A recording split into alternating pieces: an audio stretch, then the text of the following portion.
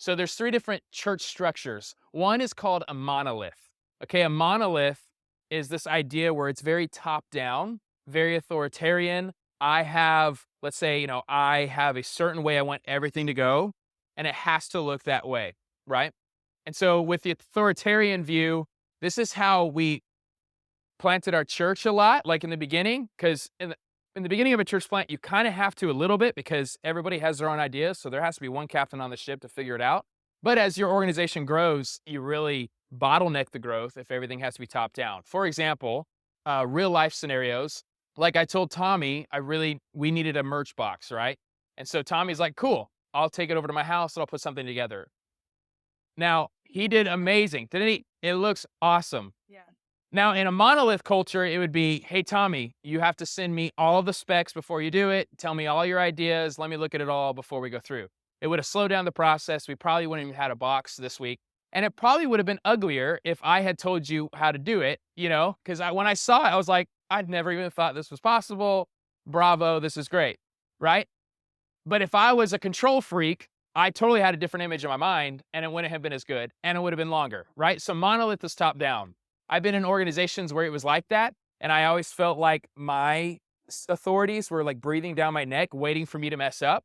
And so I know for me, and I know a lot of you in this room, I really value freedom and creativity. Like I want to be able to express myself in the way that God's wired me within parameters, which we'll talk about today. And so we hope that's how you feel, that we're not breathing down your neck, right? So a monolith, top down, most churches run this way. That's why they never get past like the 70 number, because typically a pastor could only really deal with 70 people and control all of them. And so that's one reason why a lot of churches really plateau. But I want you to think about in your own ministry too. You could plateau your ministry if it's top down. Everything has to go through you and micromanage everything. The other side of it, though, is called silo. A silo ministry is where this is usually bigger churches, but every ministry is its own thing. So let's say the kids ministry, they're like, no, our big thing is that we're the friendliest church in the world. But then the youth group is like, no, we're the smartest church in the world. And then the worship is like, no, we're the most like contemplative, silent church in the world. And so everybody has competing visions, right? There's no alignment. And so what happens with silos on the pastor level, we just let you do whatever. There's a lot that we don't like, but we never confront you. Just keep doing it. And so you wound up having turf wars, right? Where people are fighting. The kids' budget wants to be larger than the worship and this and that. And nobody feels like they're on the same page. It's, if I don't get it, they're going to get it. And I don't want them to get it. It's us. Does that make sense? So silo, you're on your own lone island. You never get checked in. You don't really know the vision, so you're making it up, right? And so that's very typical as well. Both of those types of leadership structures aren't really following the way of Jesus, right? And so what we want to do is called low control, high alignment, right? So high alignment means we want to be able to empower you guys. We want to be aligned in the vision and the values and the culture of our church and the goals. And if we're aligned with that, we're not going to control you, right? So if we all know, which is our big agenda right now, become a church of 200, and you all know we're practice based. There's a lot, and we're about to step into that. If you know we're all on the same page to that, have fun. Make the box that you would make, right? Create the curriculum that you think is best. We'll obviously check in and and make sure and see if you need any help, but we just want to like pour gas on the flame and say, we're not here to bottleneck you. We're not here to control you. As long as you're living out the character and understand the vision we have, like we want you to have a lot of freedom within it. And so that's high alignment. So this is one reason why we're going to do monthly meetings, is so that we constantly tell you, here's where we're at. Here's reality. Here's where we want to go. Here's how things are going, all that sort of thing. But we're going to low control. With that, though, is high accountability. So here's the idea behind it is, if you aren't embodying the values, or you're not embodying the culture that we have at our church, we're not going to talk bad behind your back. We're not going to complain. I'm not going to complain to Jordan. Man, they never figured it out. We're just going to go to you directly. You go, hey, here's what we're seeing. Here's what we're hearing. What's true, what's not true. How can we get on the same page? Right? So not accusatory, but I will never backtalk you, right? I don't want to dishonor you guys. I don't want to just be frustrated in silence. We'll just go. And hey, let's have the confrontation. Let's have the connection. Let's have the conversation and figure it out. And I think within our groups, we've had a lot of that this summer, and it's been wonderful. I've seen a lot of fruit from us just saying there's miscommunication here. And instead of us just siloing off. No, we're trying to seek unity. If you look at John 17, Jesus, right before he dies on the cross, he prays for one thing. He prays for unity. Unity is what's going to really help us reach our goals. So on the Slack, I showed really the parameters of where you can play. So there's a quote that I shared on the Slack by Claire Hughes Johnson about scaling people. And so it pretty much gave this illustration, and this is what we're trying to do. Our job is to define the rules, the boundaries, and the wins. Anytime you play a sport is only fun when we actually have rules, when we actually know what's out of bounds. How do we score? How do I know I did well? And so we've established those 4 things as our way of telling you that these are the boundaries, the vision, the culture, the values, and the goals. And if you play in it, if you'll notice in that this is the field, you can zigzag, you can run straight, however you want to do it. We want to give you, empower you, and have fun with it. But the idea is to keep reaching the goals. So let me go one at a time. Starting at the foundation, the bottom is vision. So our desire for the security team, the worship, the kids, everything, is that we all are being formed by Jesus together for others.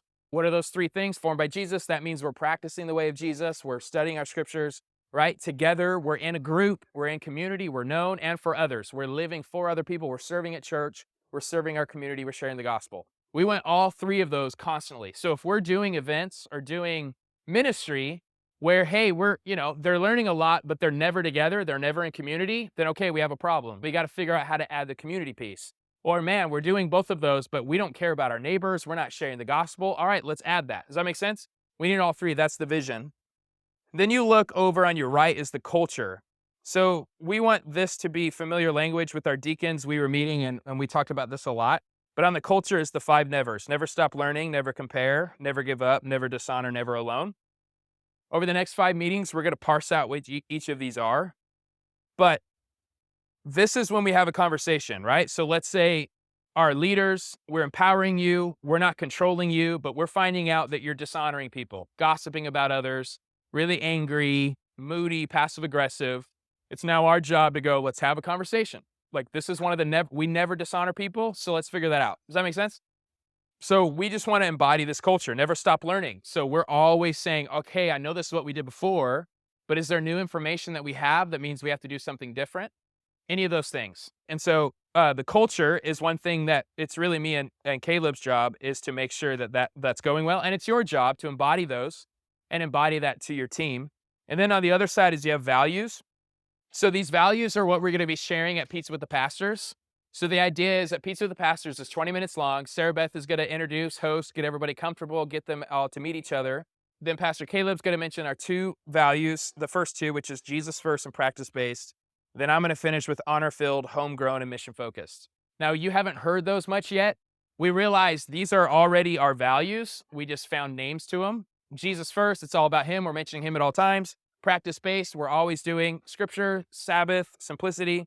Honor-filled, like our 9:15 prayer. We want to be people who always honor everybody in the room. Homegrown, what we mean by that is we want to grow leaders from within, leadership development. And so who can we add to the team? Who can we bring up? Like Lexi's our worship leader. A very typical church would go on a search board, help me find a worship leader. God just raised one up within our church. That's a good example. We always want to do that. We think God's given us probably everybody we need within this room. We just need to develop them. And then mission focused. We are here to share the gospel. We're here to grow as a church. We need to keep those things. So again, if you as your leader in your department, you're following the vision, and you're embodying the culture and you're living by the values, our job is to root you on, empower you, see what you need. And then the last one up top is goals. So we want to talk to you individually, of course, like what each specific goal is, like for your ministries. So I put, there's a fill in the blank because in reality, those are never set in stone because in reality, we meet the goal. Then we add a new goal after we accomplish the first one. So our big goal right now together is to be a church of how many? 200. So that's going to inform all of our decisions. How are we, okay, if church of 200 is probably a kids ministry of 60, which probably means we need 3 teachers, right? We start thinking that direction. How do we prepare for that? Security, man, that means we would have 2 services. That probably means we need at least 6 security guards. So that 3 on, 3 off, right? All of this kind of conversations. And so becoming a church of 200 is a huge goal. And the thing about goals is I think they do need to be um, tangible, like where we can check it off, right? And so, yeah, we met the 200 marker. Good job. What's our next goal? Getting land, getting a building or whatever. Do you guys have any questions so far? Yeah. Yeah, several reasons. Glad you asked. Why a church of 200? One, it's very, very hard to purchase a building if you don't have at least a church of 200, because the church of 200 usually equals a budget to where then you can borrow enough to get land in a building. So at our size right now, and as you guys know, our budget, we wouldn't be able just to pay for a building. A church of 200 typically historically is that marker or that threshold where now you can get serious about getting a place. Another reason is 80% of all churches never get above 75, and one of the hardest markers to hit is 200. So if you don't focus on it and build systems around becoming a church of just 200, you'll never get there. I think any churches above 200, it's only like 8%. Only 8% of churches are 200 or more. So the vast majority are less than that. And it's usually because of systems and processes, and then obviously the character of the people in leadership. So we're trying to get enough systems and processes in place where we receive people, they don't feel awkward, they're immediately plugged in, and we can grow. So that's why 200. It's a numeric value that's really hard to hit, but that's what we're focusing on. And it's convenient because for us, it just means that we double, right? We probably have 130 people that call Passion Creek like home, but there's a lot of people who only visit once a month, and you do all that math and it winds up around 90 to 100 per Sunday. They say, especially since post-COVID, if you have like 100 on a Sunday, it probably means you have about 150 that are like around your church but haven't fully committed. So when we say 200, we're saying that's the number that we hit on a Sunday morning, not the people we know. So in reality, a church of 200 means you're probably a church of 250 or 3, because not everybody. You'll see that on Easter is when you know, because they all showed up that day, right? But outside of Easter, they're always swapping. Today it's like a new batch compared to last week, right? And the week before. And it's like, oh, these new faces, but where's the old faces, you know? And so it's that constant game. That's a great question, though. So to me, it's a really helpful, tangible number, and it helps us reach our bigger goal of getting a place and being a permanent light in the city.